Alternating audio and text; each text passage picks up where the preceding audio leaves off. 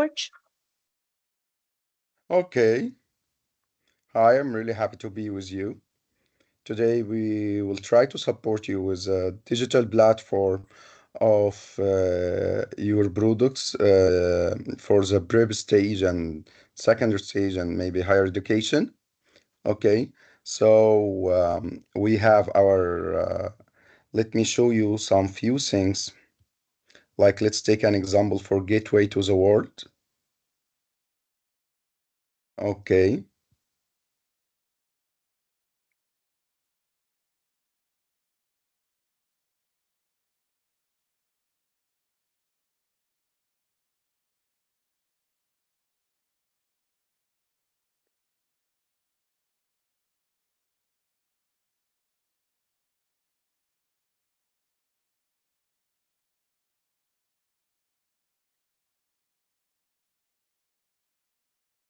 So this is product is Gateway to the World, level B1. You will see a lot of things here. You are lucky with a lot of activities that you can do, like the teacher's digital student book, the teacher digital workbook, e-reader, on-the-go practice, and challenge, and teacher resources center, assessment, homework. We have all of that, and we will check all of that. Okay. So if we go to the teacher digital student book, for example,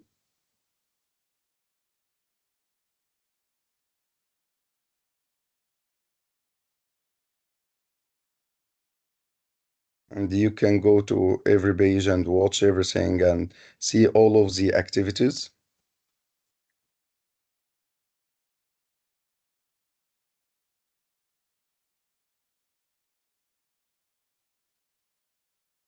You can do a lot of activities. You can watch videos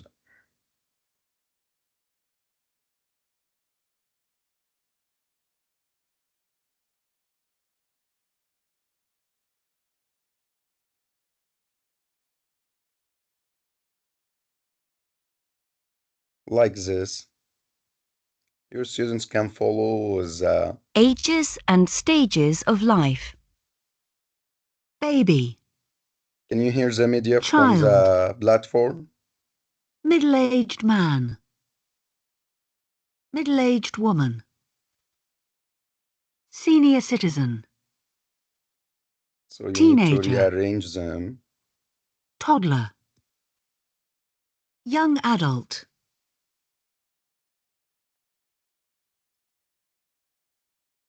like this, and then you can check. You will find all of them correct. You can do that in the classroom, offline and online. And for sure, you can check what your students have already done on their applications and get a report with all of that. You can send them homework, you can send them assessment, and we'll check all of that together. But what do we need to reach this in our classrooms and with our students? That's what we will start with, okay? So let's start. First of all, before doing anything, you need to create a new institution. An institution, it's like your school. We are creating a school for your institution on our platform, on our learning management system. It's much better to use professional email, not your personal email as a teacher or as a HOD, but it's better to use a professional email which is created for this purpose, or if you have an email which is related to your institution, that's okay as well. One of the things that you can have one manager for your institution or more than one manager. And this manager role, it can do everything in the institution. It can regenerate the passwords for the students. It can help the teachers to join classrooms. They can activate the different products. They can do everything. So it's good to have a backup by having one, not only one manager, but more than one manager. Let's check this video how to create an institution.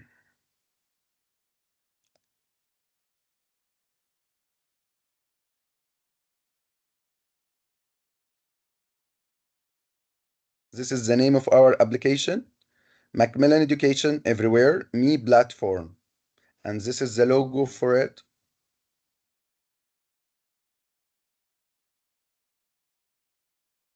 After you have already created your login as a user, okay, you will need your email and your code for this product, like gateway here, A1 Plus.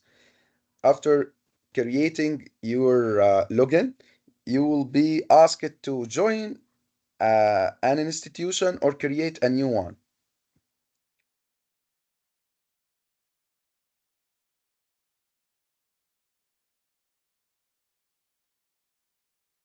Here you will find two prompts, either to join or find an institution that's it's already created or create a new institution. And here I would like that one person at each school is responsible for that, to create only one institution for the whole school.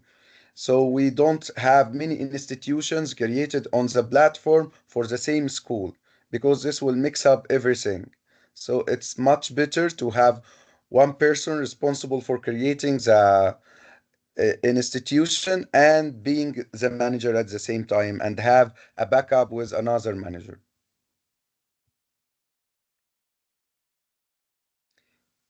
If you already have an institution, you will you can use the code, or you can search for your institution with the name like this.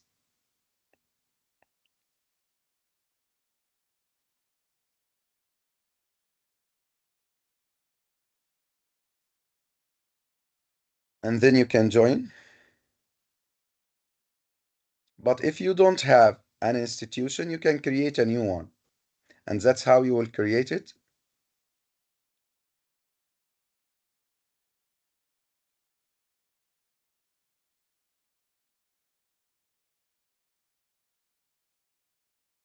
The contact name and the email address for the manager of the institution.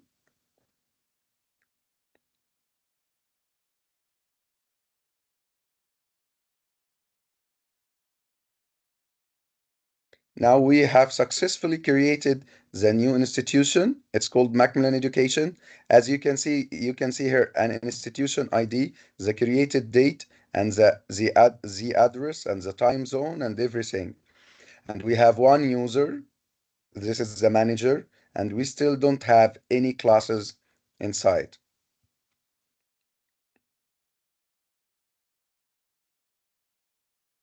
Here you will find the joining code, which is in gray. Okay, this joining code, you can send it to your teachers and they can join using their emails. Even I prefer to use professional emails, not to mix up things much better than the personal emails. They can use this code to let them join the institution, or you can send them invitations, and we will see how to do that.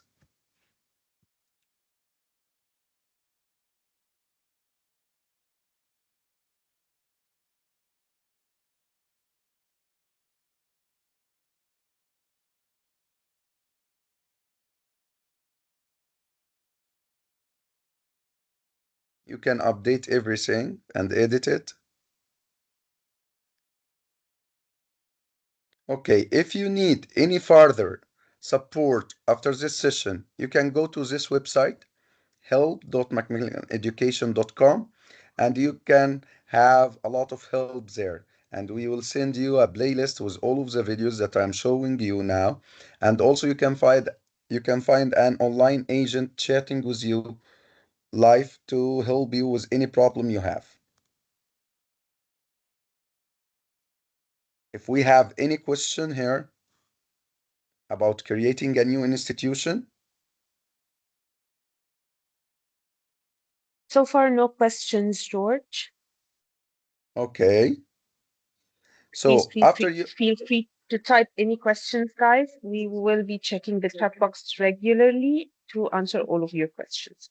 So far, no questions, George. You can carry on, please. okay.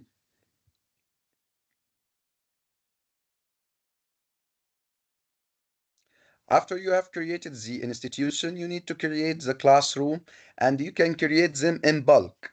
And let me say that when you hear that in this presentation, when you hear the word bulk, it means that we will use Excel sheet, and this Excel sheet will let you add up to 100 entry. Like if you like now to create 100 classroom, you can do it in one step. Okay, using the Excel sheet. Okay, let's see how to do that. You can divide your classrooms in subgroups. Subgroups means that you can let your students divide it in the classroom in three levels. Maybe the high achievers and the normal students and the students who need support. So, and you can divide them according to the skills. Okay, like a subgroup for listening, a subgroup for speaking, for reading, for writing, whatever you feel like.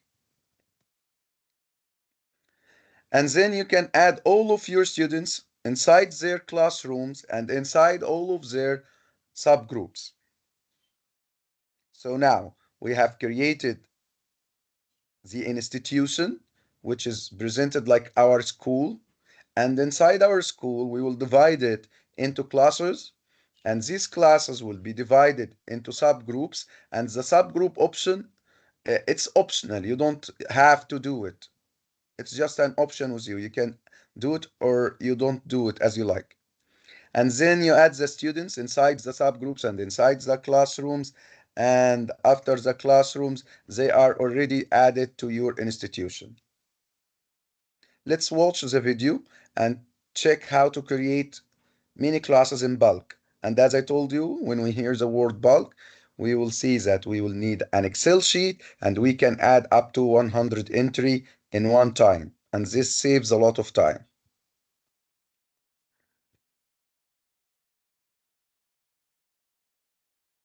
Again, this is the name of the application, Macmillan Education Everywhere. So you will go to class setup and then classes, create classes. You will have two options now.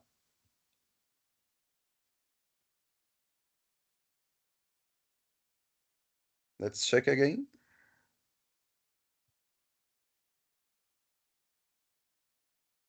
If you tap the first one, you will create a class by class, but this will take a long time. But if you like to create up to 100 classroom, you will use the second option.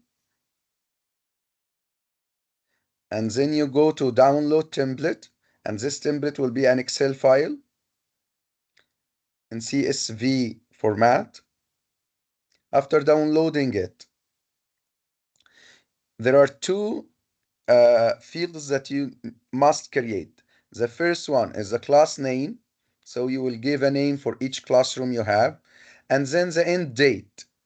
What about the second, the two other columns? They are optional. You can fill them or not as you like. So you will create each classroom and be careful with the format of the date. We need a day, like today is 18, so you will start with 1/8, okay, and then the month 09, and then the year 2024, okay. And you can add description to this classroom, like maybe gateway B1, gateway A2, American Language Hub, whatever course, you can add the name in the description. And then the subgroups, as I told you, you can divide the students according to their level or according to their skills.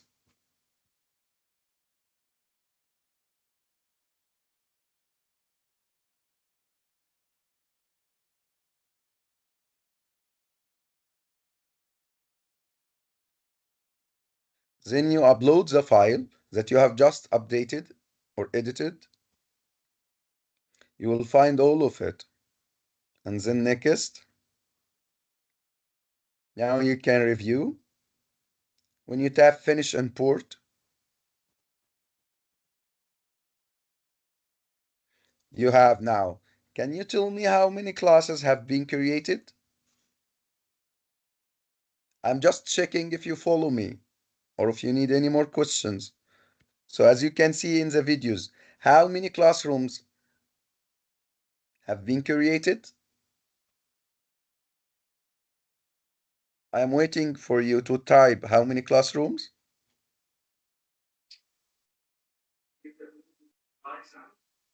We've got an answer from Ahmed. He's typed 5. Well done, Ahmed. Perfect, Ahmed. Thank you, Ahmed, for your participation. Okay, there are 5 classrooms. Good, Ahmed. Okay, and as you can see in this classroom, it has an end date. It will end in it. Okay, and it has 2 subgroups, as I told you. And we have a class code that you can send it to your students or your teachers to join this classroom. Or you can add them in bulk, as we did with the classrooms. Let's continue with this video.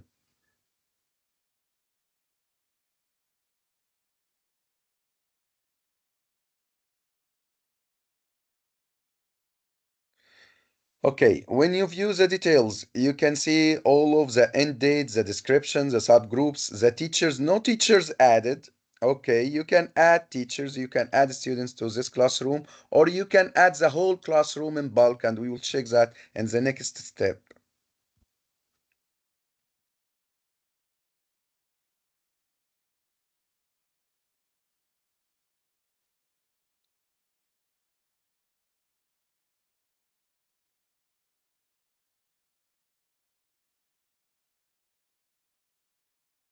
You can share all of the classroom data, but as I told you, you don't need to do that.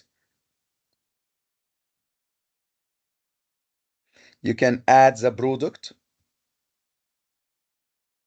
How will you add the product? You will find in every teacher's guide or from the codes you have already got from Macmillan people, okay, a code that you need to activate to find these products to add them to your classrooms. And we will check that in a minute. And then submit. Now we have a classroom with a teacher with no students yet and with a product which is Gateway to the World A1 Plus Teacher's Book with Teacher's App. And the end date is 31st December 2024. Okay, so and you can view everything about it. Like that, we have a classroom. Okay, so let's review what we have already done. First of all, we created a login on our platform, which is called Macmillan Education Everywhere. The short for it is MEE app. Okay, after doing that, we create an institution, and it's better to use a professional email, and then you can add all of the classrooms in bulk. And if you remember, in bulk means that we will use an Excel sheet and we can add up to 100 entry, classrooms, teachers, students, manager in one step. Do we have any questions?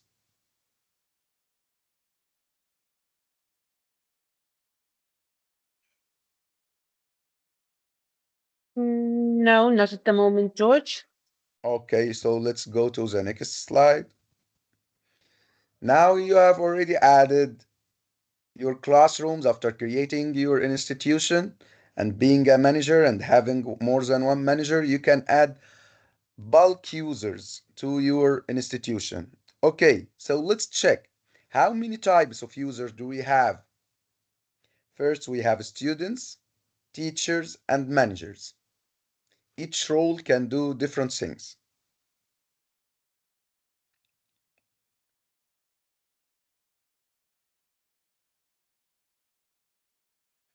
Now you can invite teacher or assign classrooms to them by sending invitations. And you can add the students before creating the classrooms or after using the spreadsheet or the Excel sheets. Let's watch the video.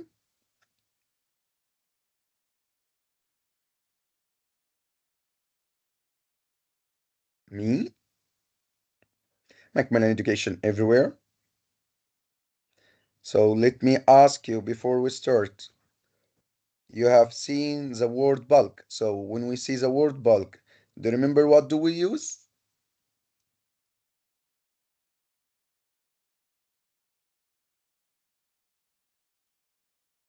Yes, I can hear you. Excel sheet, and we can add up to 100 entry.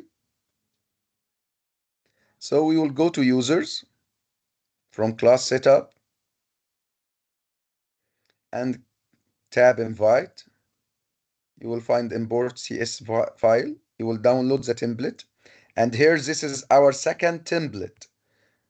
The first template was for creating the classrooms. The second template is for adding users.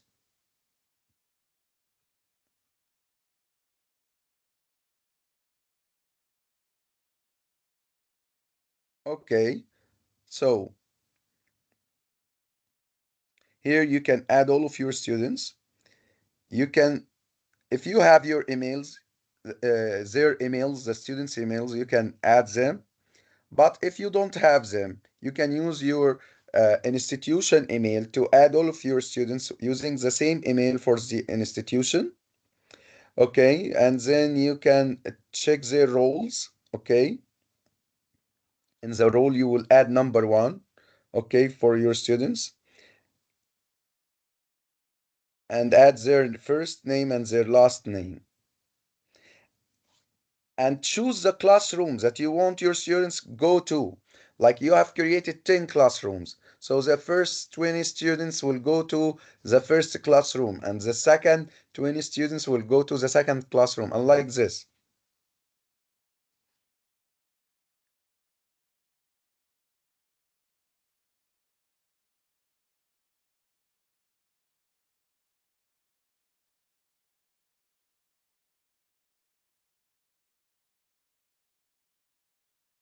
After saving the file, you need to upload it on the system, add file.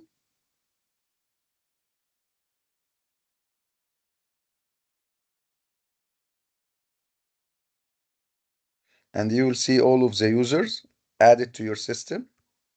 Let's check this. Wait. Okay, so role codes. We have four codes for the users. The first one, student. The second one is a student minor, so he doesn't have his email, and you can use their email, your institution email for doing that for them because they already don't have their own emails. Number three is for teachers, and number four for the institution manager. So in the previous step, when you were creating the Excel sheet, like here, and you were adding the role. If you added one, you will need the emails for the students. If you added two, which I recommend, okay, then you will use the institution email to create their users and passwords. Okay. And if you added three, then you will add a teacher. If you added four, you will add a manager. But for teachers and managers, you need to add their emails, not the institution emails, because they are adults and they must have their own emails and follow up their signing up process. George, we've got a couple of questions, if Okay, you please. We have a question from Dalia. Can we copy and okay. paste the student names and IDs on the platform template? Sure, we can do that. It's an Excel sheet and you can use it as any Excel sheet. If you have it on Word, you can copy them from a Word file and then paste them on the template easily. Yeah. Thank you, George. The second question is from Dina Muhammad. Who can do this? IT? I think this is a very important question, actually. Okay, Who do we recommend does this in the school? okay. If I were you, uh, uh, I would recommend that the HOD, okay, with the IT manager to do that, to let everything happen easily. And then after creating the institution And the classrooms, they can invite the teachers, okay, and create the students' logins. And this is a really good question.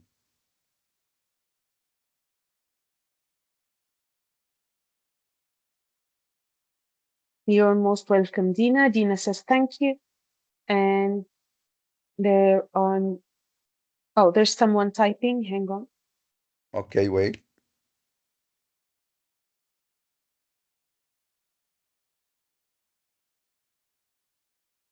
Now I can see two people typing. Let's wait a second, see, to make sure that we've covered everything before moving. Okay.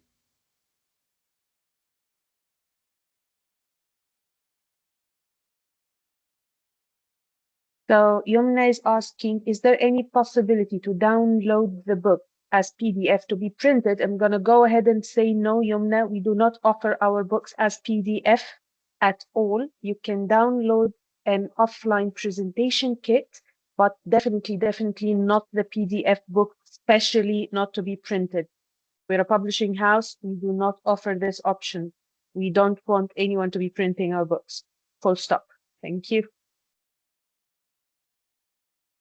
You can download the audios, and George will cover this part in the Teacher Resource Center. You can download the audios. You cannot download the book.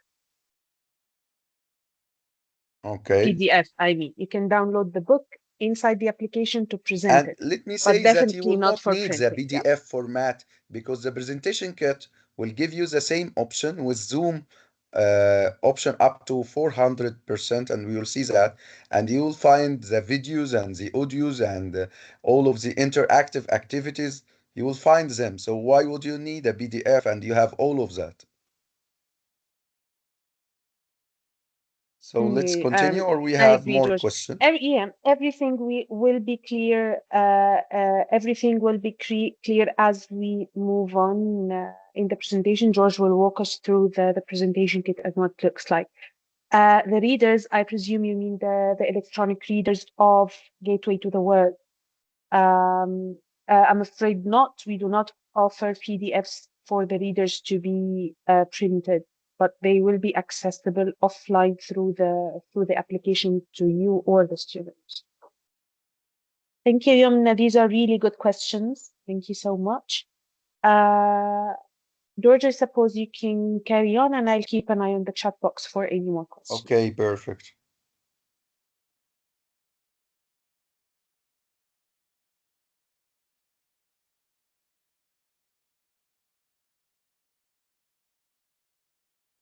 After adding the data, you will finish import and you will find all of the users according to their roles. Okay, here we have an important step. Here it's this radio button, you need to check it. It says I will complete the registration, okay, for all users from the imported file. It means that you will create the usernames and passwords, and we need to check that radio button. It will save our lives. It will make you control all of the students' logins. So if they lost theirs, or you will not lose their activation codes, like what happens. So you need to check that, and you need to let their roles number two so you can check their you can generate their passwords by yourself.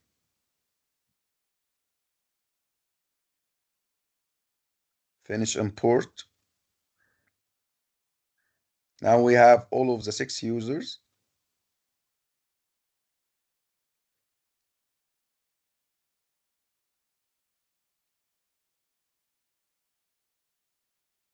Okay, so now we have the details for the classroom. We tapped generate password.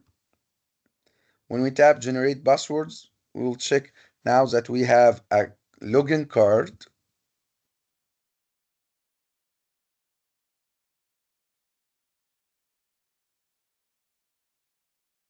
like this one.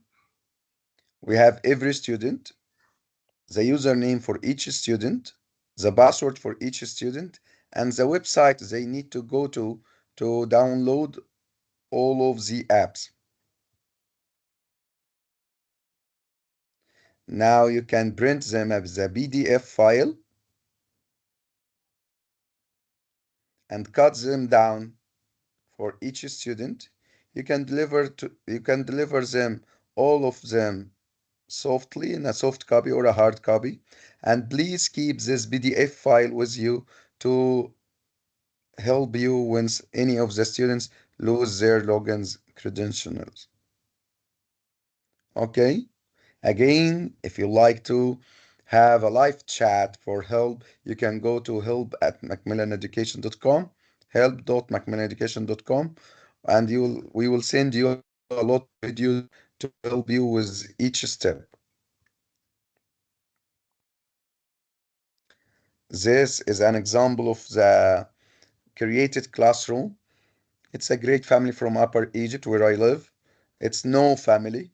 Julia no, Mariam no, Ali no, no, Ahmed no, Hassan no. Okay, and now this is Julia's mom, or maybe in your case, your students will be older so they can go on do that themselves. They have their usernames and their passwords. So now you don't need any additional steps from the students away from signing in and activate their codes. No email required. The teacher or the manager can recover the passwords and fix any problems at any time.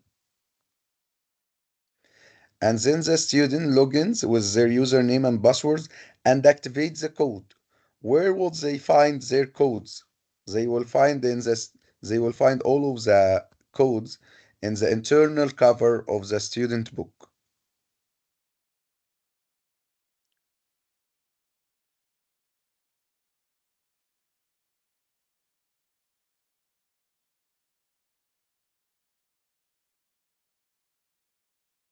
Okay, do we have any questions in this point?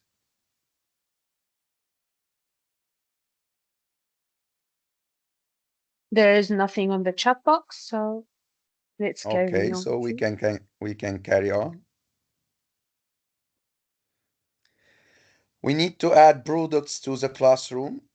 Adding products, it's really easy. You will find, as I told you, the code in the teacher's guide or provided to you by your distributors or Macmillan people. And you add this code by activation, and you will find the codes to add in the classroom. Let's check with this video.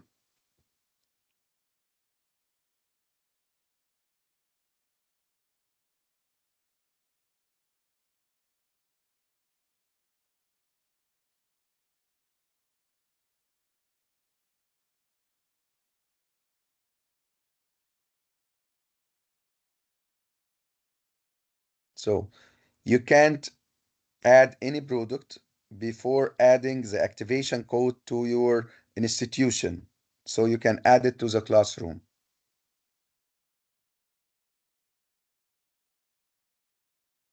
So after adding the products, how can we check that our students have already entered the application and they already practicing their games and their activities on the system? We will see how to check that. And you can have a competition for your students to check if they already have joined or not yet.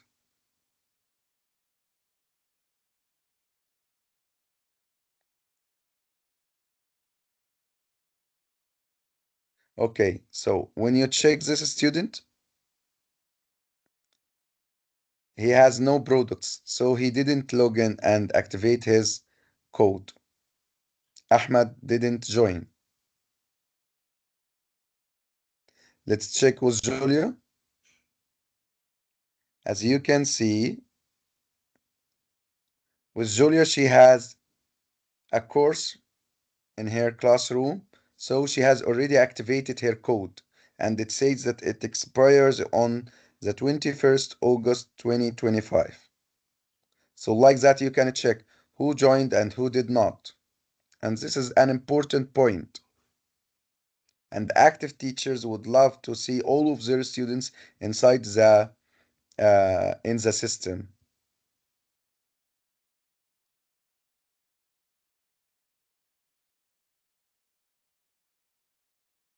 And here you can find Julia. She has joined, and this is the course she has activated, and she can activate many more codes as she likes.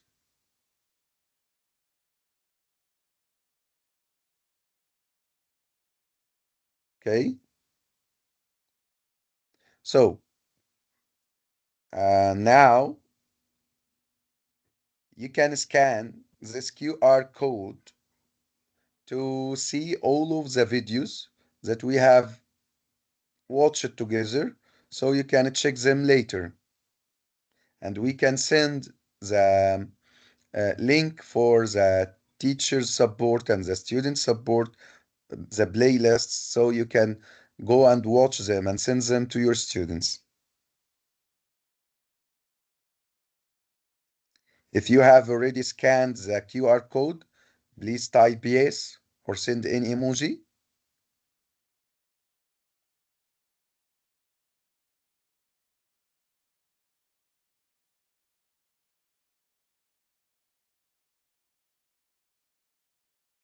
Do we have any sent emojis, Ola?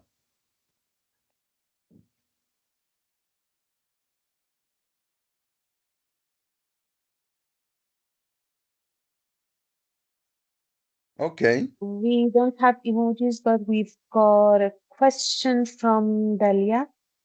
okay, Uh, go on, Dalia.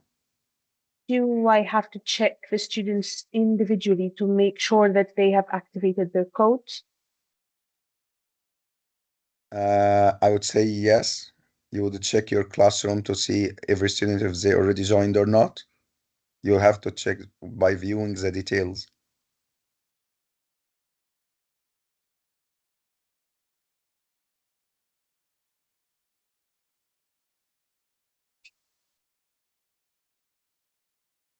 Okay. Do we have any more questions? Someone's typing. Give them a minute.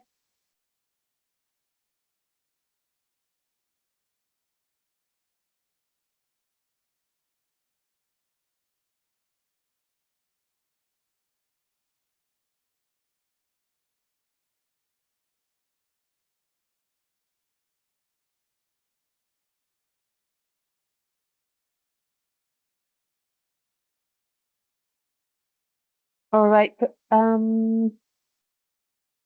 So Dalia is saying I have 400 students divided in groups.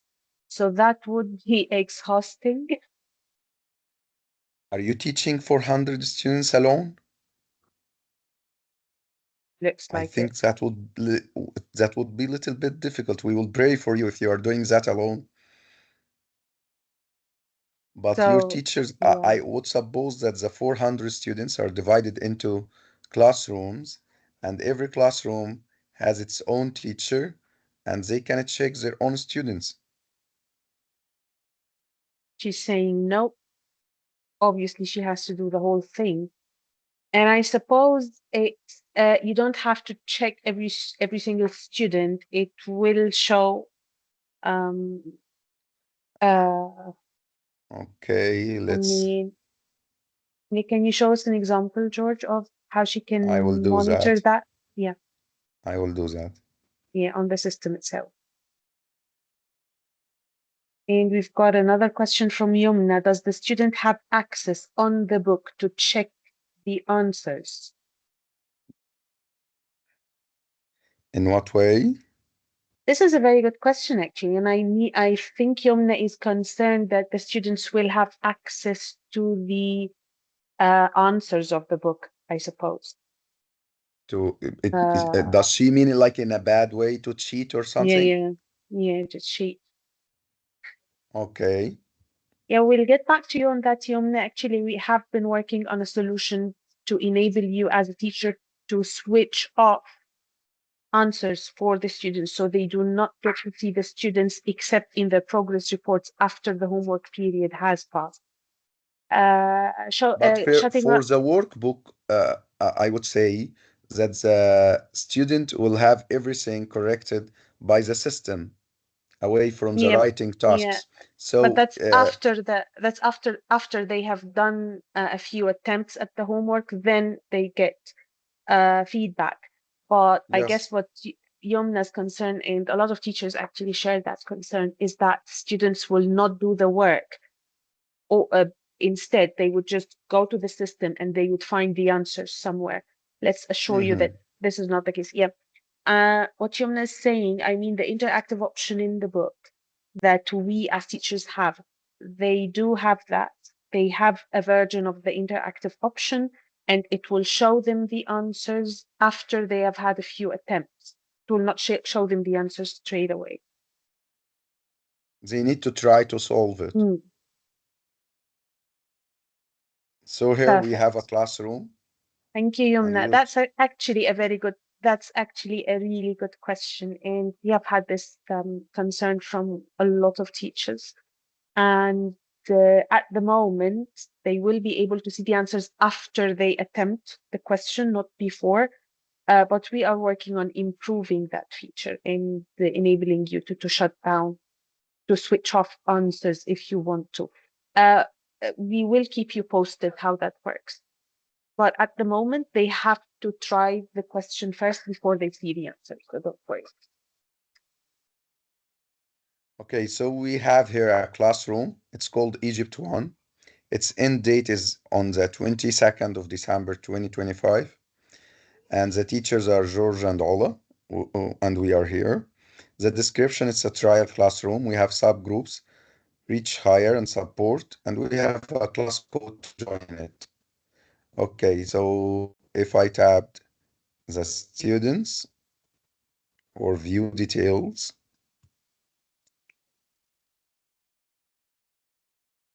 so like that, you'll check to view every student to check if they have products or not. Okay,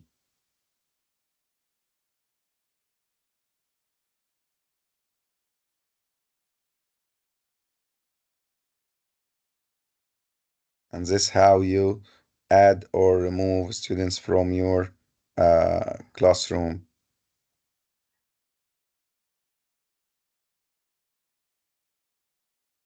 So if I went back to your question to say,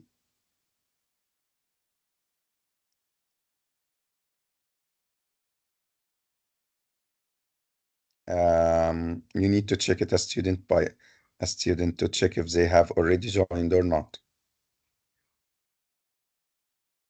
Yeah, I suppose this is not very good news for Dalia, who teaches 400 students. Good luck with that, but it is not the norm. I guess you teach higher education. This is the only way you get to teach 400 students in 1 year. That's a lot. So we applaud you for that, really, but but it is not the default. It's not the default for teachers. So the system is designed that you're able to check student by student within a classroom, maybe 2 or 3 classrooms, each one with 25 to 30 students, but definitely not 400. But let me, Anyway, there is yeah. another solution, Ola, that if she has sent them a homework or an assessment, and in the report, she will see who is active and who is not active, the whole classroom in one step. This is a workaround, actually. You can use the reports for that. So if you assign them a first homework, the whole 400 students, you will see at once who participated and who didn't. And you can actually only check those who haven't attempted the first trial question. So you can set up a trial homework with one trial activity. If they haven't activated their course, if they have activated their course, they'll be able to do it. If they don't do it, then perhaps those are the students that you need to go manually into the system and check. This is actually a really good workaround, George. Thank you for Yes, that. because I like having a Mm. 400 students that will need a lot of work to check a student Yeah, by student. yeah, definitely don't do that. Don't go check student by student. Try this method. Try this uh, Send them just a simple trial homework. question. Yeah, trial homework, pilot homework. we can say. But yeah, kudos to you for teaching for 400 students. That's a lot. Good luck. So, Oh, no more do we have more questions so questions? far? No, no, all set. You can Okay. carry on, George. Okay. So I have told you that we have an option in creating the classroom to add subgroups. Subgroups is a very good way to deal with the mixed level classrooms or to deal with the differentiation between your students. So they have different levels. So you can add them according to their levels, and you can do that from the previous reports from the last year or the years before, from your colleagues who told those students before. So like that, we have an example here for the subgroups. We have each skill, and each skill has three subgroups. So listening reach higher for the students who are high achievers. Listening supports group, those for the students who need support with the listening skill, and the same with reading, writing, speaking, and whatever you feel like. And when you send the homework, you can like categorize it according to the subgroup. So you will give this homework to this subgroup. Okay, you can assign it as you like, or to the whole classroom, or to one of the subgroups. Okay. Can the students be in one classroom only or more than one classroom? Can the students be in one subgroup or more than one subgroup? Because one of the students can be in a high level in the listening skill, but he still needs support in writing. So we can do that. In the same classroom, each student can be in more than one classroom and more than one subgroup. And I think this will be really helpful.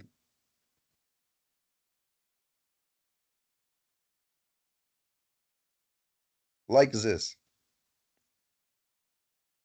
So if I would say that I am a student, George is a student, and he needs support with speaking, so I will be in the speaking subgroup uh, with a support level, and I'm good at reading, so I will be in the reach higher subgroup in the reading skill in the same classroom.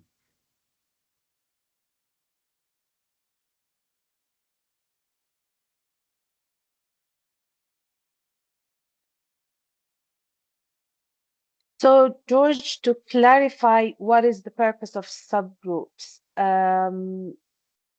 what can the teacher benefit from, for what's after creating the subgroups? How can the teacher uh, uh, Okay, benefit from benefit this. from that? Yeah.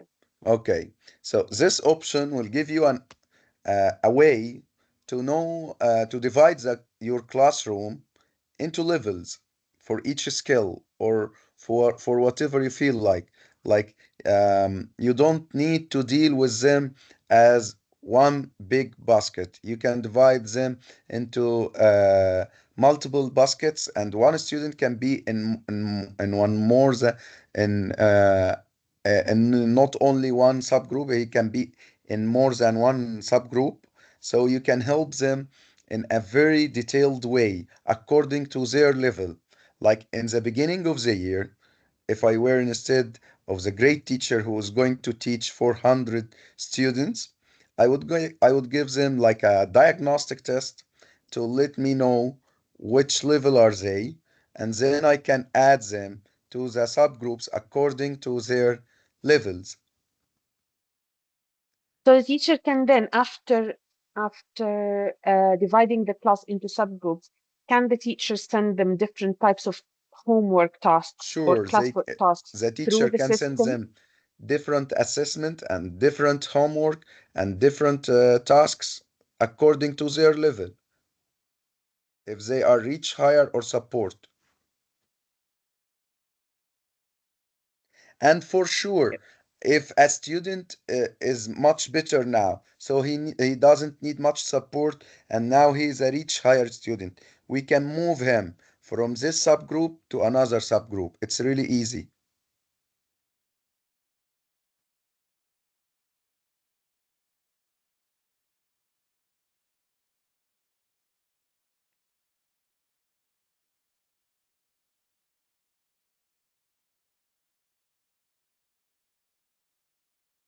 Do we have questions this part? No. Is it clear enough? Just type yes if you see that it's clear.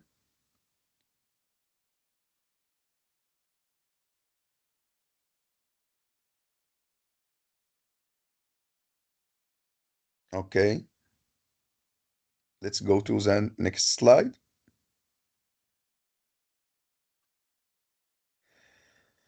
Let's watch this video. George, we have a question from Dalia. How Okay, can we create these subgroups? okay, this is a good question. If you remember when we were creating the classrooms in bulk, okay?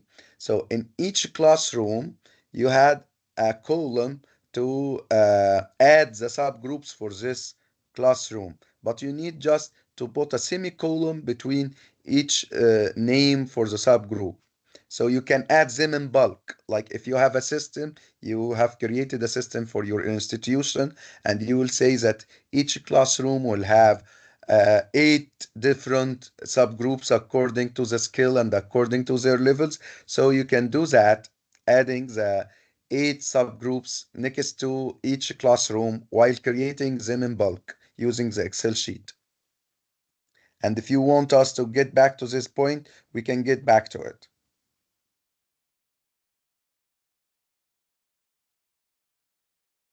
Actually, yes, George, there's a request that that We go back to this? yeah, we go back to that, Okay, yes, we and can show do the that. group. Yeah. Yes, it's easy.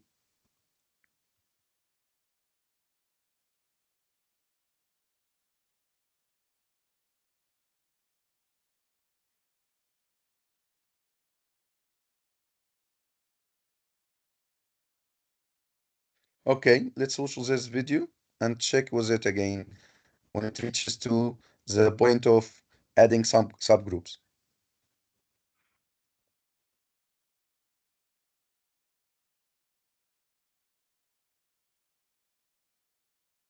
So now we have downloaded the template, the Excel template, and we have saved it. Okay, let's stop here. Okay, so here we have the class name, the end date, the description, and the last column is for subgroups.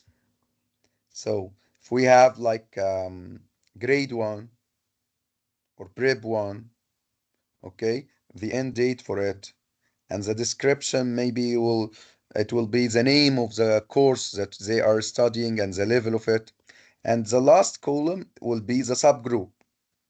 If we have 8 subgroups, so we will add them for each classroom or for the classrooms that you like to add subgroups to it. The only important thing is between each subgroup you add a semicolon.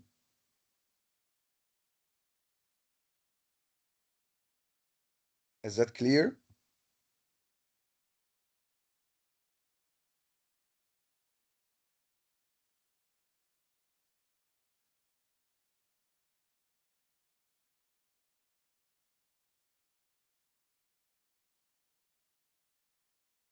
Do we need to explain more in this point? Hang on, George, please. Someone is typing. I can see someone Okay, typing. okay.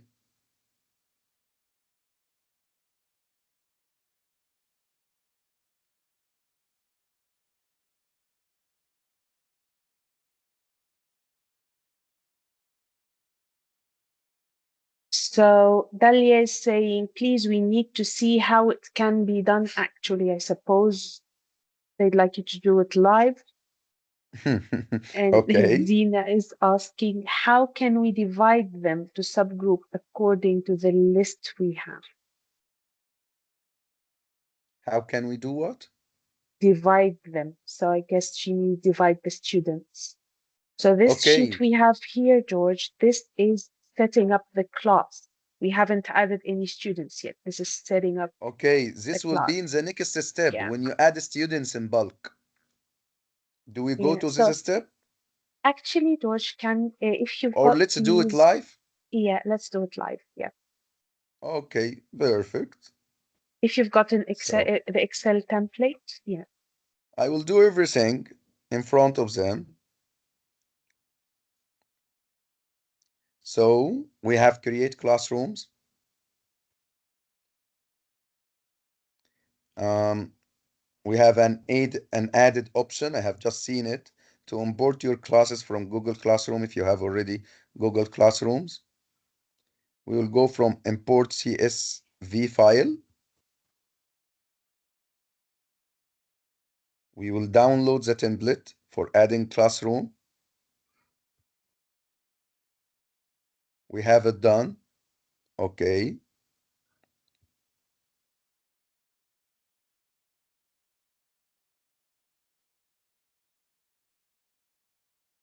Then I opened the Excel sheet. I will add the class name, like who's asking the question? Dalia? So maybe Dalia and Dalia's Dina, classroom, Dalia and Dina. Dina's classroom.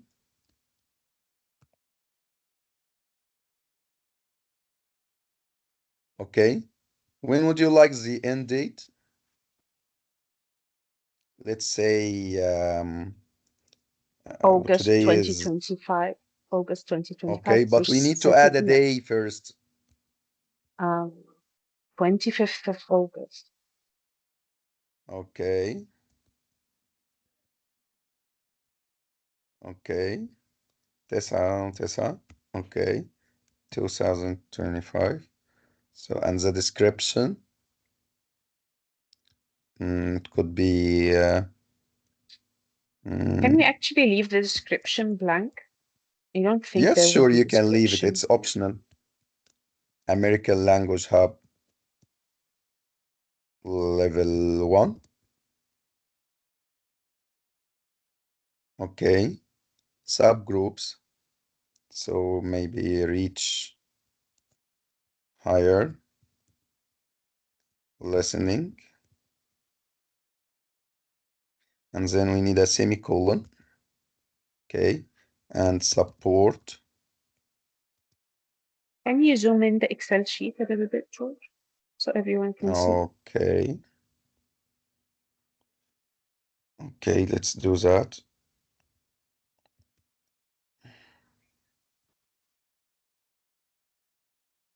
Because of sadly, because of the sharing option, the Zoom Mm. doesn't work Yeah, well. I'm that's sorry. okay. That's fine. That's fine.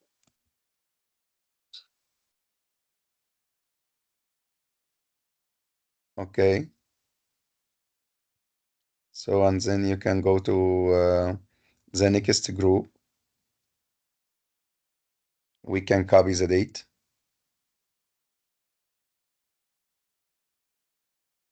the description,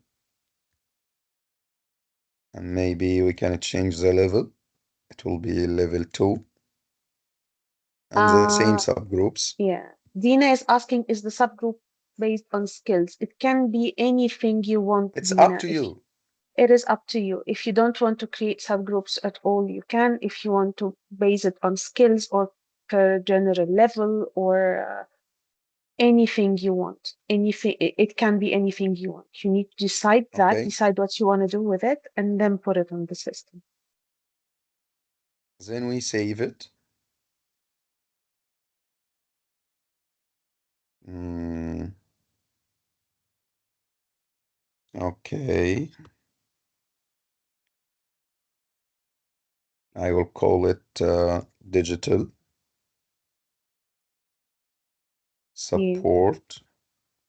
Mm, Maybe you have a subgroup, for example, for newcomers. So you have a group of newcomers that you'd like yes, to that would be send them perfect. homework. yeah, from to catch up with the rest. Maybe you can have a subgroup for students who are It's according to your participating. needs. Yes. Yeah, yeah, participating in a certain competition or contest or have different interests. Maybe you can have subgroups for boys and girls. It could be anything you want to apply some sort of differentiation in your classroom. So now I'm uploading the files that I have edited.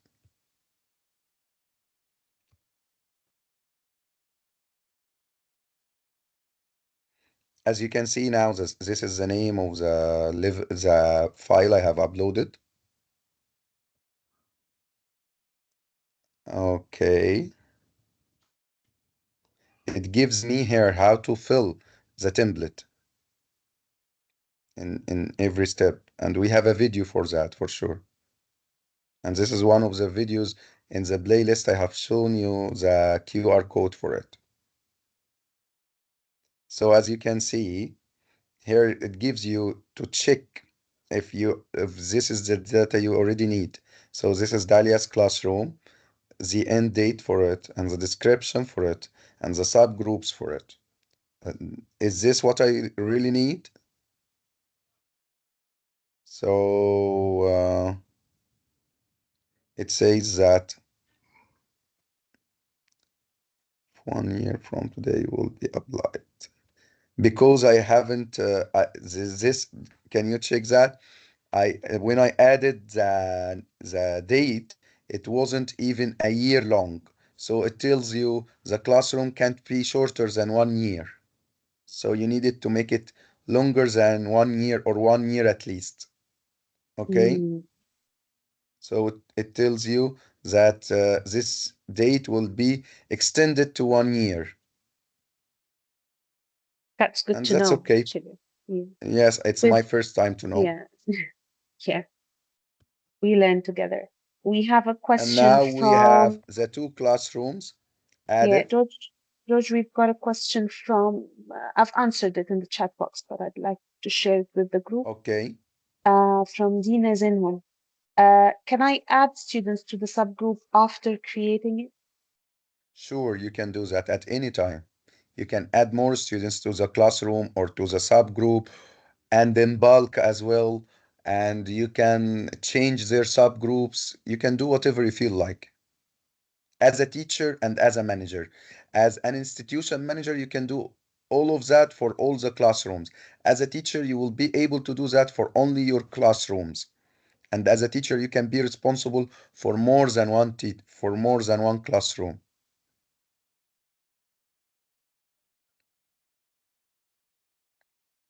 So now you see the dates.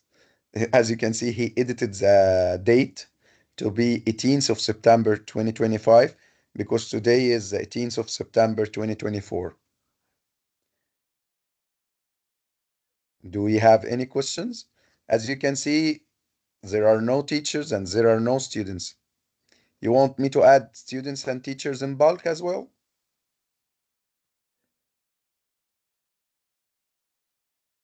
Everybody seems happy.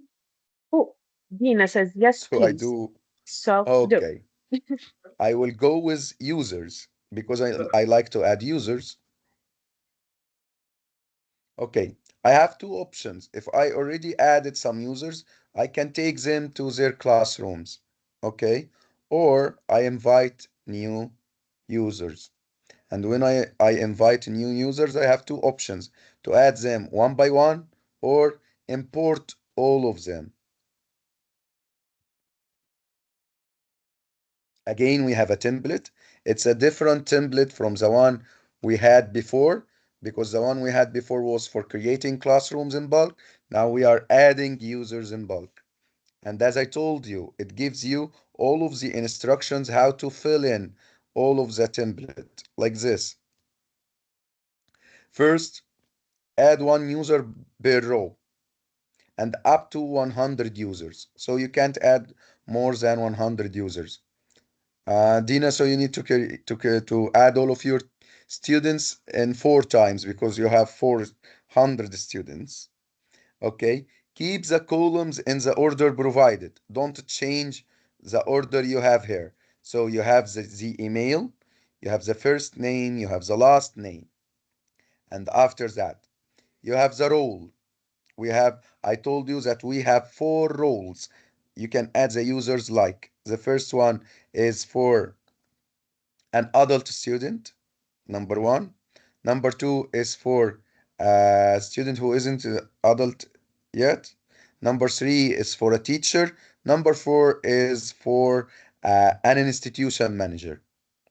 Okay, with option two in the role, okay, you can add your own email for the institution because we consider that he isn't an adult yet, so we can add our own email, and like that we can manage their accounts from our email and change their passwords and do everything for them. Okay, but for the teacher and institution manager, you must have their emails because they will receive invitations in their emails and they have to follow up with the invitations they have already received in their emails. Okay, so let's download the template. Okay, so you will see that the name of the file is user import template. George, we've got a question from Dina. Okay, What is the difference between one and two? Perhaps you need to clarify this a little bit, the okay, we roles. can do that.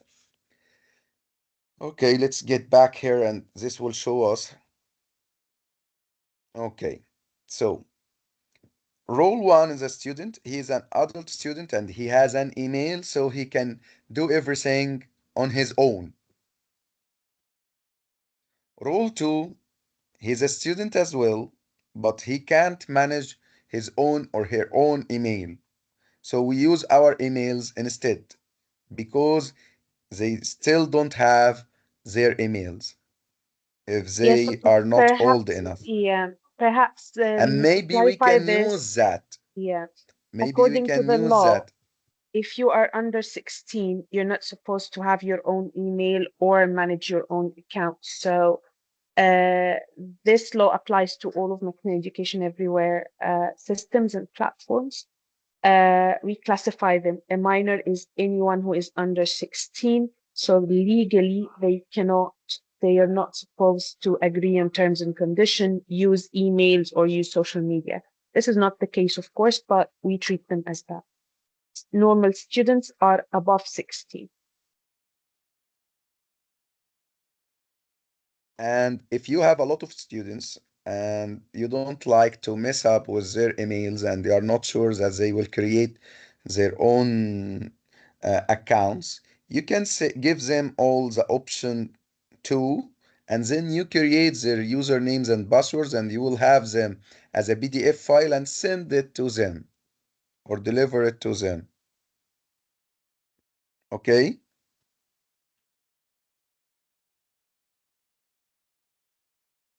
Do you have any questions on this?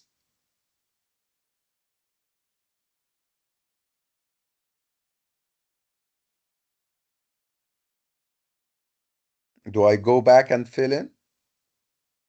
No further questions.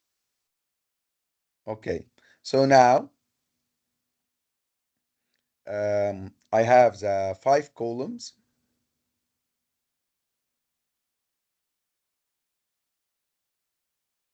and I can add them. I can add the students.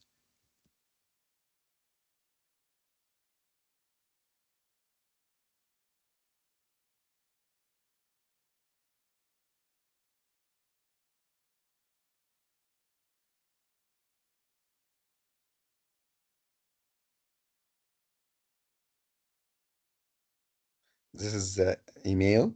I can copy it for all of the students I have.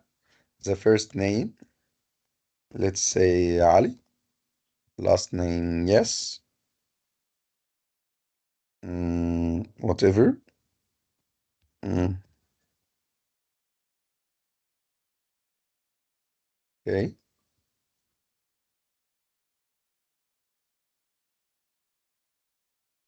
and then you add the role to them according to their roles. If it's one, it will be a student. If it's two, it's a minor student. Four, it will be a school manager.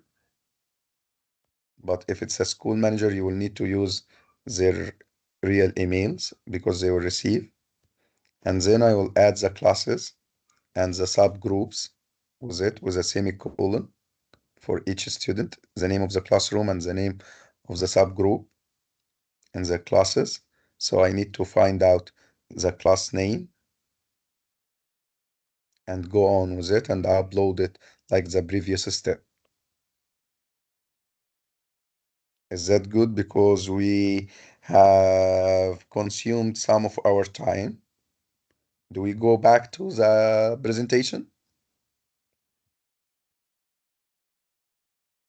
Yes, please, George. Thank you. Yeah, conscious of Okay. time, perhaps you need to Yes. go ahead and cover everything.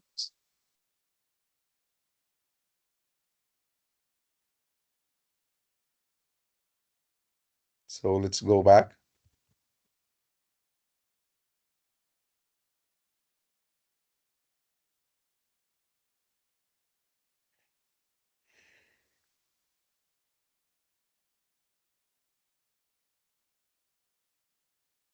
So for us, why sometimes I can't add homework? How can I add homework? How to use the subgroups in the homework? What is the difference between adding assessment and adding homework? Okay, let's go with that. One condition to add homework. First of all, you need to have a product assigned to this classroom so you can send them homework.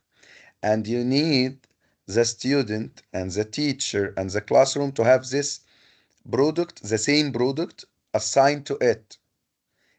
If any of these doesn't have their product assigned, then they won't be able to receive or send the homework. Okay? Like this. Here we find that I can't add homework. Why? Simply because um, we don't have students in this classroom. So I can't add homework to students who are not there. But here, as we have students,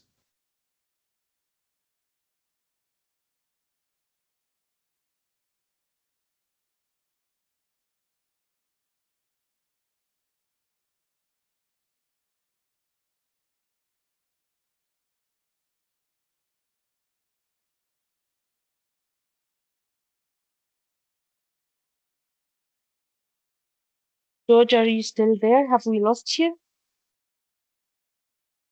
Hello, George. Can you hear us? Um, we seem to have lost George temporarily. Maybe electricity was cut or something. Um, so I'll take this time to reply to Yumna about global stage. Yumna, please note that this presentation is mainly for secondary and adult courses, so not all the features on here, such as sending homework and using subgroups, would be available for primary courses like global stage. But to reply to your questions, everything is available via the Teacher Resource Center. We really apologize for this. We seem to have lost George due to connectivity issues. He'll be back very soon. But I hope everything was clear so far. Um, it is very important to familiarize yourself with the system and try to apply as much of it as possible. Um, if you invest time in doing that in the beginning of the year, you will benefit a lot from the reports that you can extract and from the homework functionality that tracks the on-the-go practice available in your books. So please do find some time to investigate this and familiarize yourself with these applications. These functionalities. I know that a lot of you have this question of what can I use outside the classroom and what can I use inside the classroom? Where does that leave the presentation kits? Where can I download the book to be able to use to present? All this is coming up in a few moments when George comes back. But yes, everything that we've explained so far is for you to prepare your virtual LMS, build up your institution and classroom virtually so you can take the most benefit out of the system as teachers and as school admins. We seem to have George back. Welcome back, George. We've lost you for a few seconds. I'm sorry, but I have lost electricity. I'm not Yeah, lucky today. This is my third time. we've guessed it, but at least you're back and Okay. uh, carry on. Can you Over to see my you. screen? Yes. Okay. So we were speaking about the homework and why I can't, why sometimes homework option is not working. You can see it now, it's not working simply because one of the three reasons isn't happening. The first one, we need to check that we are all assigned to the same product as a classroom, as a teacher, and as a student. If this didn't happen, you will find this result. It's not active, the homework is not active. But if the three things have the same product, you will find this, like homework resources, user created. You can create your own questions. You have on the go practice. You have 100 question workbook. It has 452 activities. Student book, it has 469 activities. You can check them according to the content from the units to the level as whatever you feel like. But be sure to have the same product with the student and with the teacher and in the classroom, and all of them are in the same classroom in the same institution. Okay, so let's check how to create and assign homework.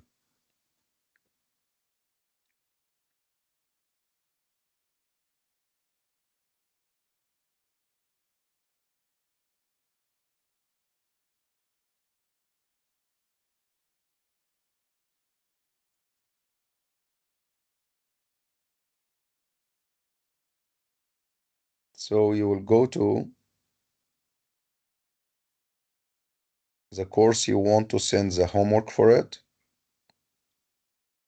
and then you'll choose homework, and then you will, or you can go to schoolwork and then dashboard. It's the same, and choose the course you are going to use, and then add homework.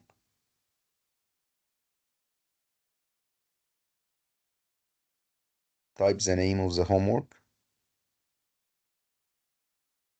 add activities to it.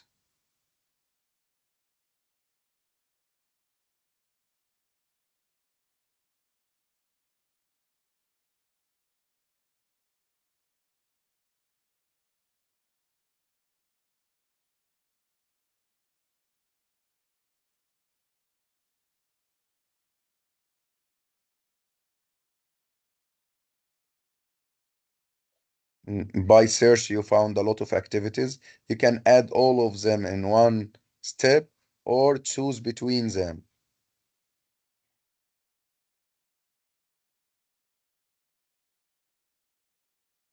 You can preview the homework to check if this is the thing you want to send them or not.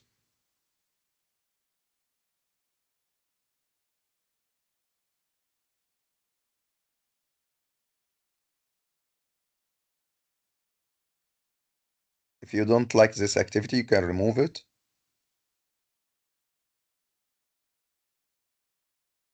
After tabbing done, the homework activities are added. Now you can assign it to your students.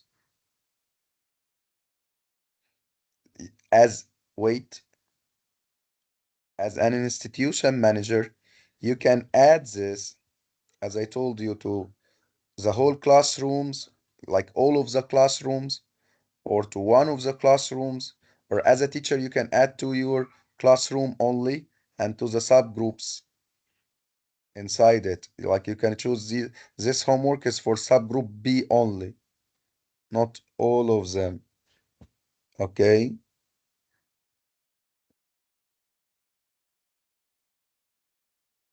George, we've got a question from Dina. Is homework the Okay. one trial activity for students?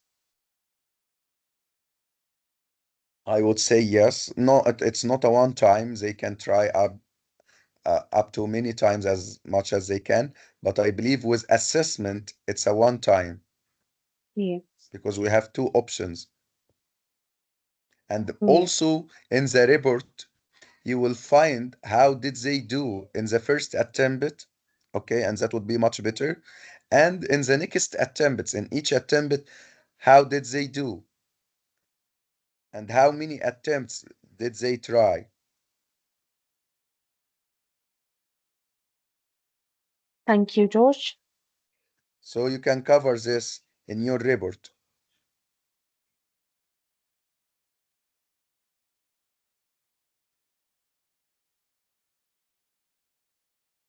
okay?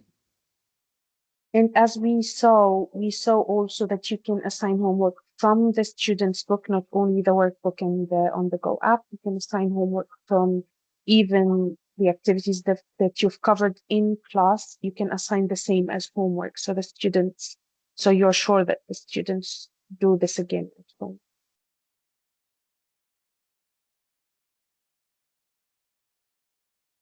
So after assigning, you can add a schedule to let them finish in a start date and an end date.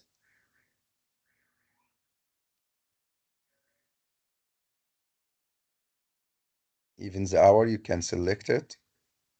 And you can message the students telling them what to do with this task. And you can select like accept submission, past end date. Will you accept that or not? It's up to you. And this is one of the very good options.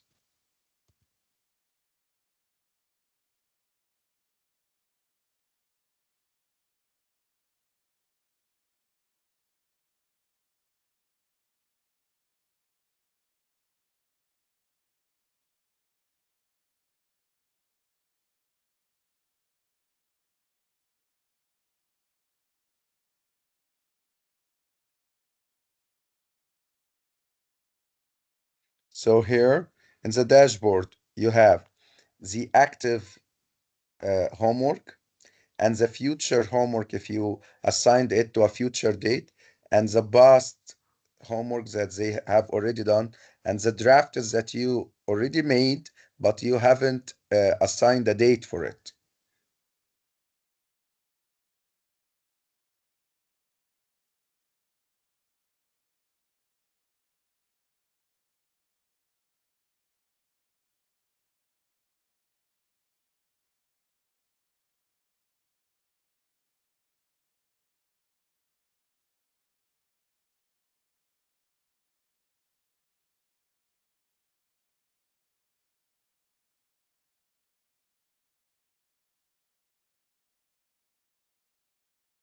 So now you can check all of the reports,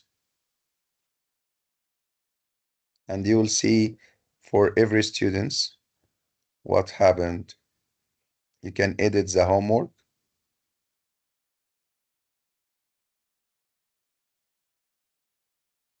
change the assigning, or reassign it.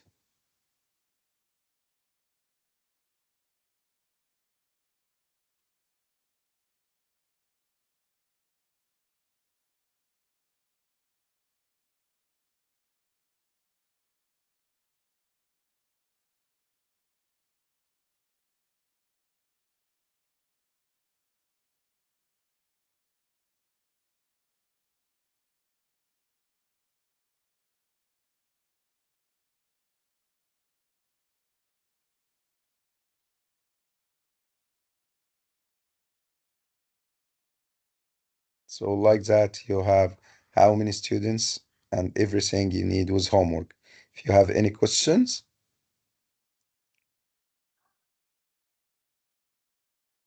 Um, I don't see any questions. Dina Muhammad is asking, is eager to know more about the assessment feature. So perhaps we need to move on to that, and which I can see that you're already doing. you need to know what? About the assessment. People are curious Yes. about the assessment and how it Okay, we works, are and I going to see that. this part. Yeah. So you can create your assessment in a digital or paper-based as you like.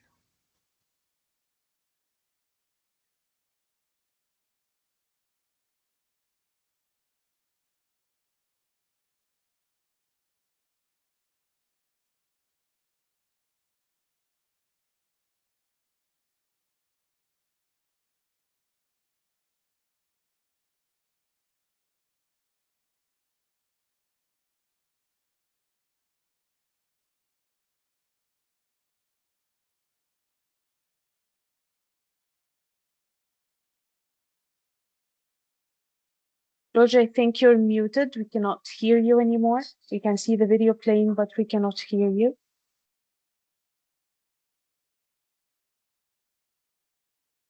So assuming that George is struggling a little bit with connection, let me explain what's happening. So in this assessment feature, you are doing a digital assessment. It means that the students are going to do this assessment online using their electronic devices.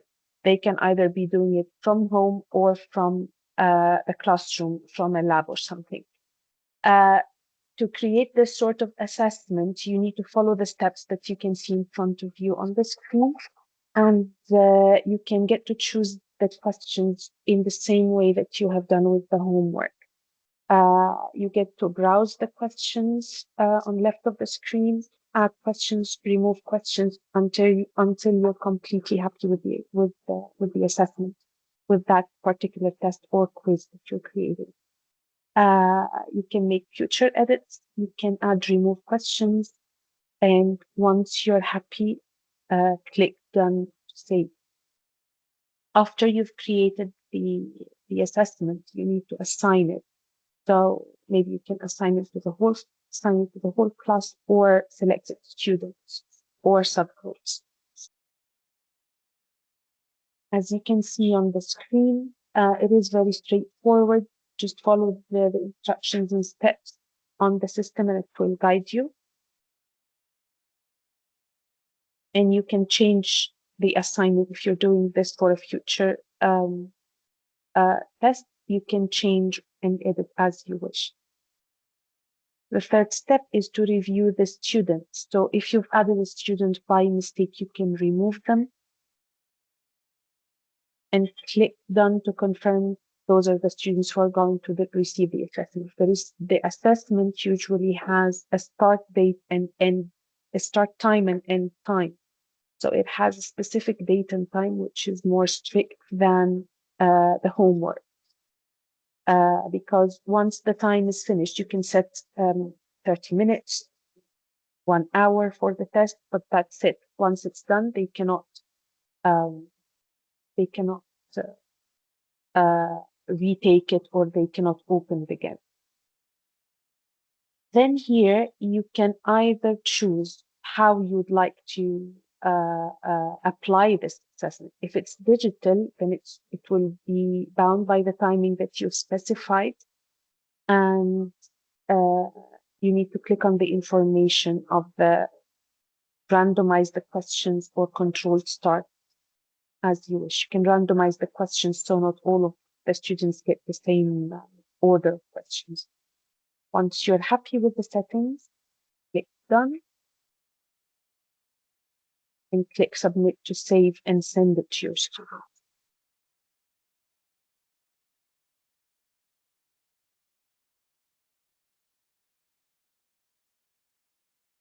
So more actions enable you to edit the assessment as you wish and change things.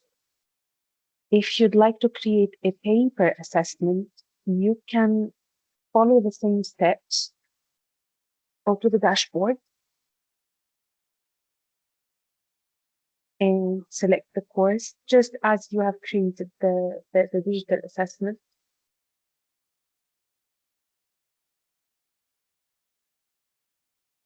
Give it a name, just as we did. Add the questions. This will open up a browsing screen for you to choose your questions. And you can actually choose from the ready-made tests. Preview that.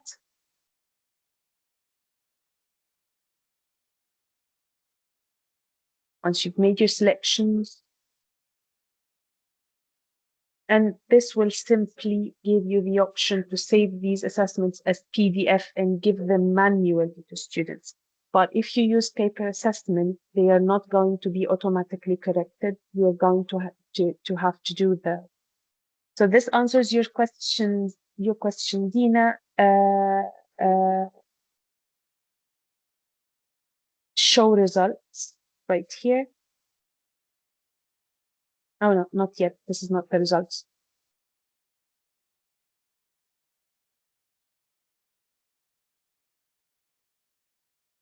George, are you back? Yes, sorry, I had a little accident with my little daughter. She kept crying for more than 10 minutes. I had Oh to do no. something. Sorry. That's okay. I'm So really sorry. I've taken over. The video has been playing, so I've been explaining Yes, it so far. And yes. we have reached the part, George, of the paper assessment. So the video is now playing that part of paper assessment. Okay, I Uh, am seeing we have, that. yeah. Uh, it also has a set And date and time, yes, and and I then would we give click a paper. recommendation, Ola, that we can divide our assessment in two parts. Like if you like to give them a digital part for all of the listening and grammar points, you can do that and just do the writing task in a paper-based assessment. So you can divide your assessment in two parts. One of them is digital and one of them is paper-based. It's up to you. And even the paper-based, the writing task, you can let them, if you don't like them to write down in paper, they can write down in the platform and you will get their answers. But some of the teachers, after AI, they don't like to use that option and they like them to use handwriting for their writing tasks. Thank you, George. So we have a question about the reports, where after all that the teacher can find the reports, the results of the tests. Sure, we will get to that. Don't worry. This is like as the assessment and how it looks like.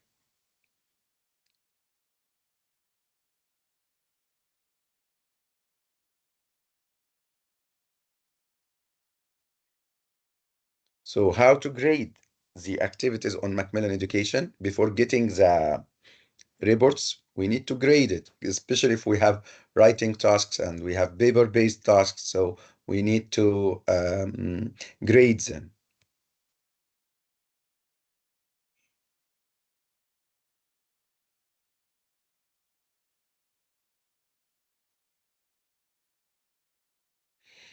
So we'll go to schoolwork and then grading,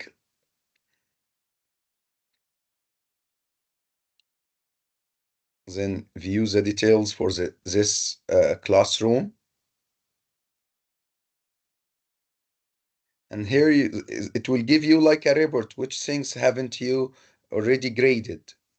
So you need which ones to check first. You can sort them out. You can filter them. Which one would you like to grade first? And apply this sorting. Like if you care more about workbook, if you care more about assessment, it's up to you. You can check their activities by student or the whole classroom. But if it's a writing task, you need to grade them one by one, like this. Give them a score out of 5, or and this score was you already decided that when you created the assignment or the homework. That's why we have 5 here as a score. okay? And you can give them a feedback on their answers, and they will receive this feedback for sure. You can edit the score, you can edit the feedback, and when you see that you are done, you can submit it and close. So now you have all of the students. They are completed 13 and just one that requires grading. And it gives you which activity needs grading. And you do it. And you can view how the students did.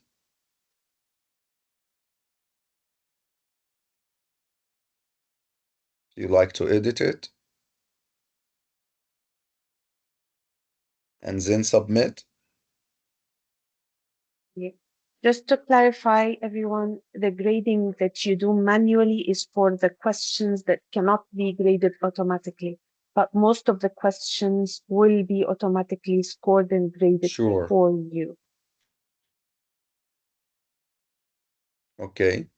Now with grading the paper assessment, because maybe you would like to keep like the results of your paper-based tasks or assessment on the system so you can use them back in the reports, and you can use them when you are dividing the subgroups. So it's better to add the grades from the paper assessment on the system. They will help you later in the reports because all of that is data, and data now is the most expensive thing.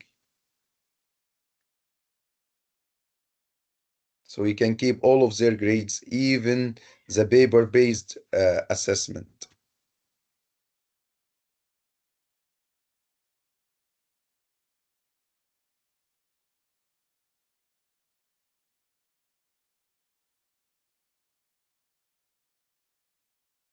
So you will go to filters,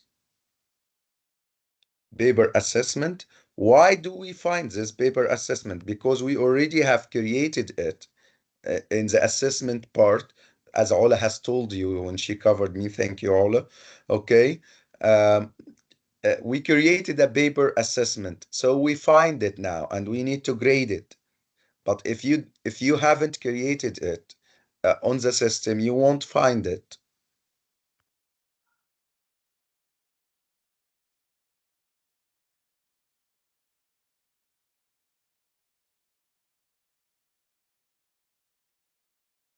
So like this, it will give you each question,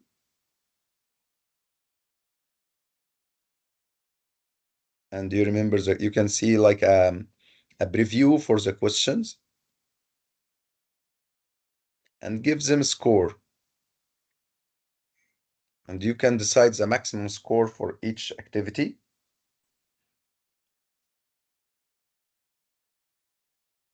for each student. You can correct that and give feedback.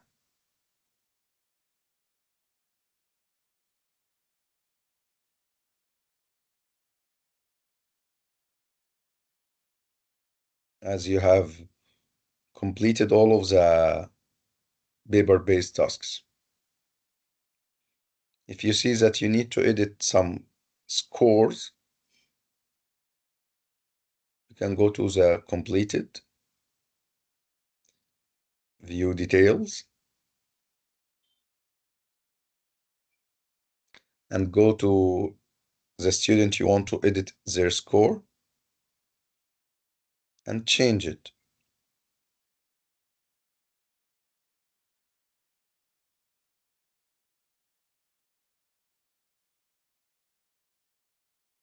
Save, and everything will be updated.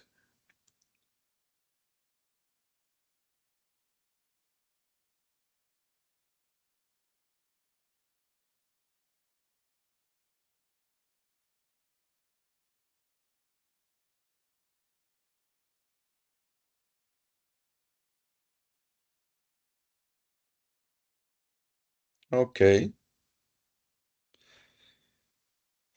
Do we have any questions at this point? No, I cannot see any questions on the chat box, and I think it's a very, very rich and full of information uh, Okay, good. sessions. I suppose everyone is pretty exhausted now. No, Um, I'm really good, and I like it. The all of the questions they added a lot of things and a lot of details. And now, after grading, we would like to see reports, as you have asked me. So, like this, mm, you can see a lot of reports with everything, with uh, all of the good things about the data. The institution manager can differentiate between the levels of the different classrooms.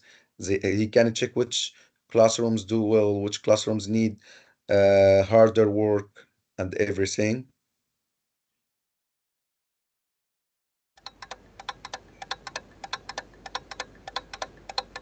Okay, for you, can you guess what are the reports for?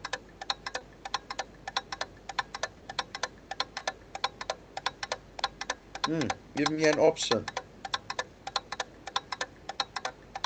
So choose one. Ah, did anyone answer? So the reports are for what? Homework only, assessment Dina only? says C, and Dina C. says Okay. assessment only. Okay. Do we have any more options or answers? Not. I would go with Dina. Let's try homework and assessment. Oh, sorry. Okay. We need to try again. So would you give a better try? I would go with all of the above. Wow. Okay. Yeah, Dina Zenhom says all of the above. F, that's right. Okay, perfect. Yes, we can get reports for everything happening on the system and detailed reports. You can even exclude the newcomers. You can say that the newcomers will not be embedded in this report because they are still not in the level that I will judge my classroom with their level because they are still new. So let's view and exporting your students' progress as a teacher.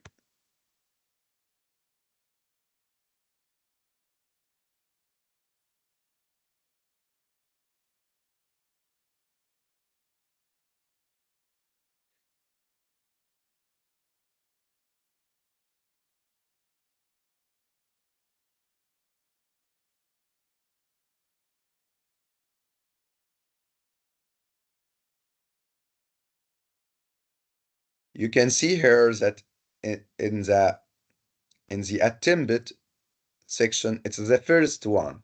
So you can see what your students have done when they saw the test for the first time. How was their answer or the homework? So it's not a big deal if they still can see the answers after they solve. Here you can see, okay, overall course average is about 57. Coursework average is 93, homework is 19%, assessment average is about 60%.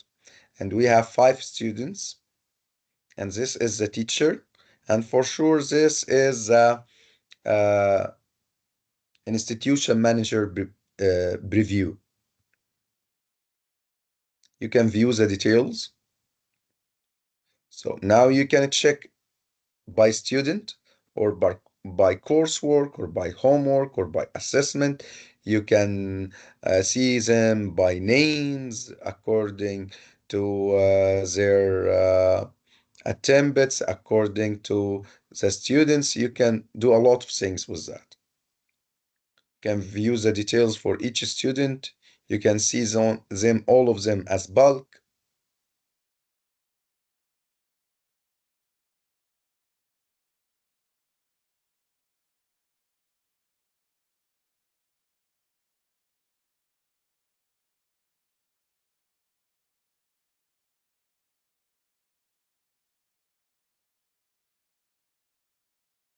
Here in the student report, you can see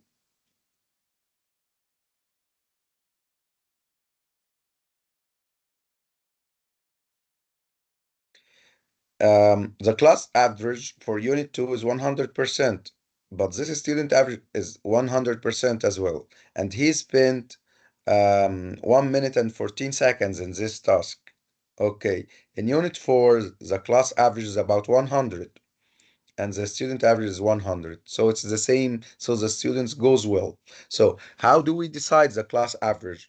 That they just collect all of the marks or all of the grades for all of the students and divide them by the number of the students and we get a class average.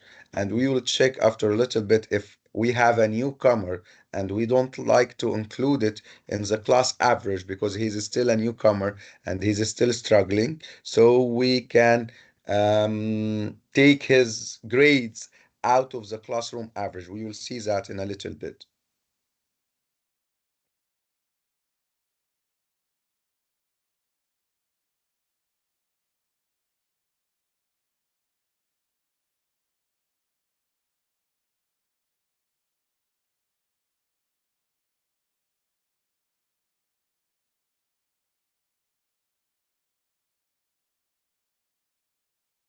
Here you can see even the answers that the student have already done from actions. Every student, you can see how did they answer in the first attempt, in the second attempt. So you have a very detailed report. You can export all of these reports like per student or per the classroom.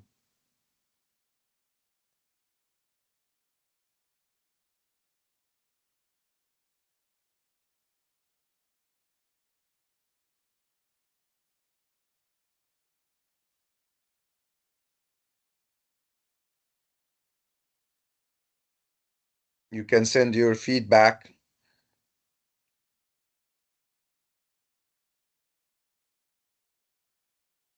Okay, this is the part. Exempt one of the students, as I told you, if we have a newcomer or students who need too much support, so I can't include them in the average of the classroom. So I can exhibit these students and say a reason so the institution manager can check these reasons and see that they are logic, so they continue to exempt it or get back to the teacher and take away the exemption and let them in the classroom average. If you need questions this part, go on.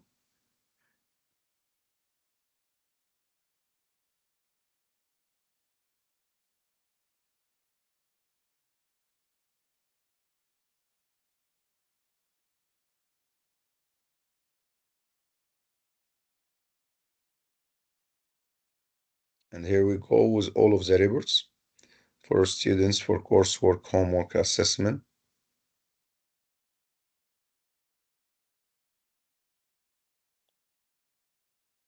So you have reports for everything.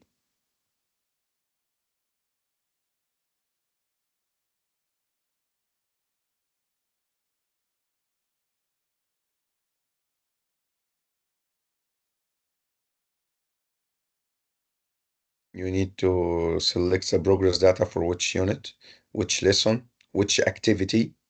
So you can check them by lesson, by activity, by unit. The first attempt, the best attempt, the last attempt, and you can filter. You have a lot of tools.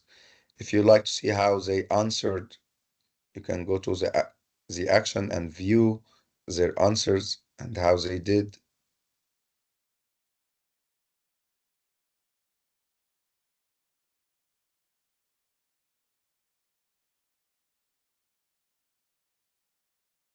This is the longest video because reporting is a very detailed task and you can have a lot of options using them. Please try them. They will help you a lot. You can keep a record for all of your students, not only for you, but for the future teachers who will teach them next year. You can keep these reports for them. because they will be saved on the system if you are still using the same institution for every year.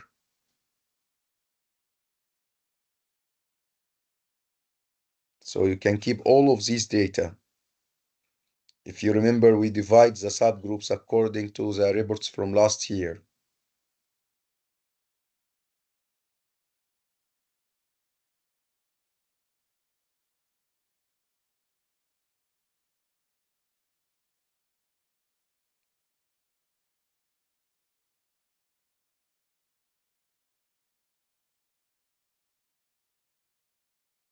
Please stop me if you have any questions.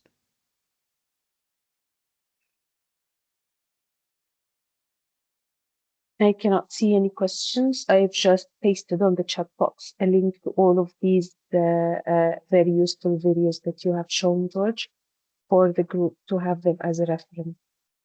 Okay, perfect. Thank you, Ola. The system needs a little bit of practice, so you get used to it, like whatever technology we are using. And that's it.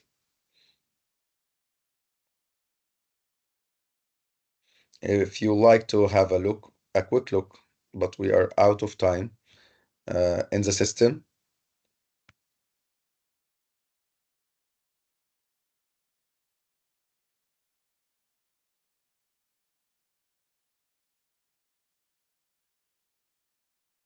this is how it looks like for a teacher. Okay, you can choose a course from here, and you'll see all of the components for the course, like the student book, the workbook, the e-reader. This is different from a course to another. Okay, this is only for Gateway. I'm giving you an example. Okay, the challenge, the teacher resources center, the assessment, and homework. The last three, okay, they will need to go online to do them. Okay, which ones can be offline? Only the first three: teacher, digital student book, teacher, and e-reader. On the go practice can be offline as well. Let's check maybe the teacher resources center. You will find a lot of things: extra worksheets, student books, videos and audios, answer keys,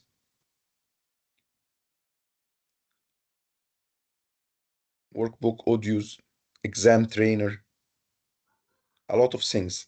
And as I told you, they are different from a course to another.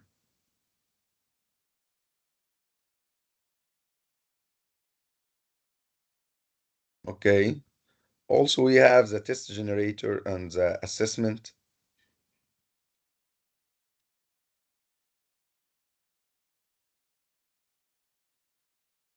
You can add an assessment. First, you choose a course.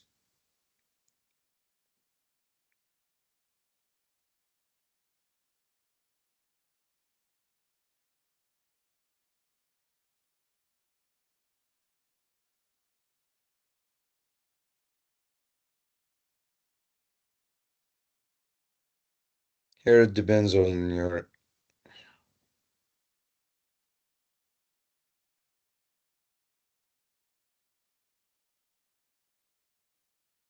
Okay, now I have the assessment.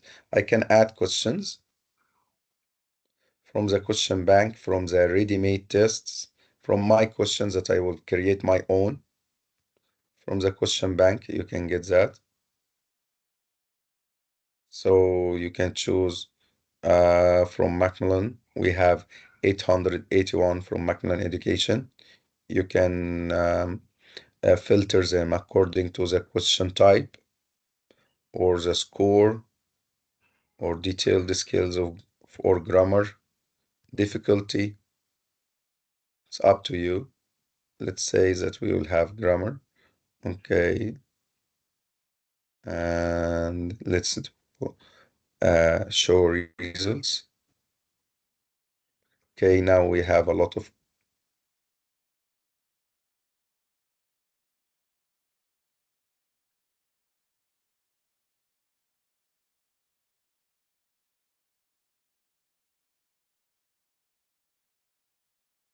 Okay, now we have a lot of questions.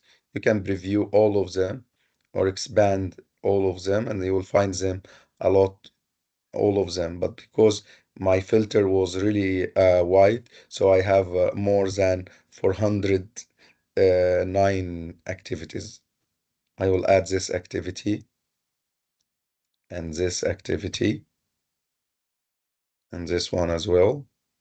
Okay, and then I will add all of them. We can preview the assessment, and with the timer and everything is ready-made for your students to do. And you can try it before sending it to your students. Like that, I have finished everything. If you have any questions, I'm all open. For sure, you can download the first three parts offline and download them and work with them.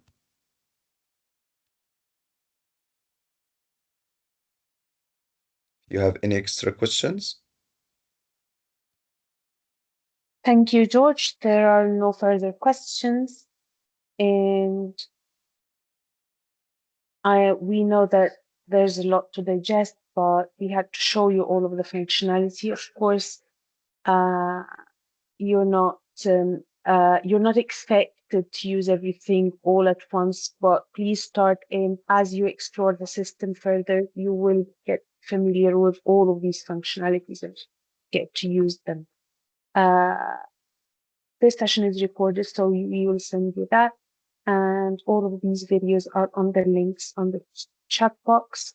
Feel free to go back to them at any time whenever you'd like to start using one functionality. Feel free to go to the video, go to the help website, and always ask your Macmillan consultant for support or contact us directly. So And if they can use the live chat as you for can with use the live help chat. agents. If you have anything, they are available for more than 12 hours a day. That's great.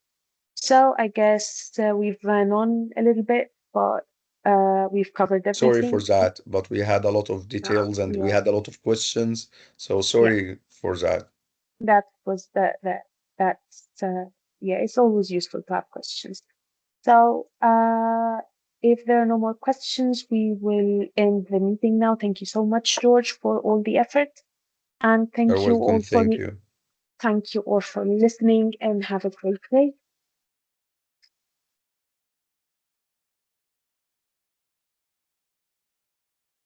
Okay.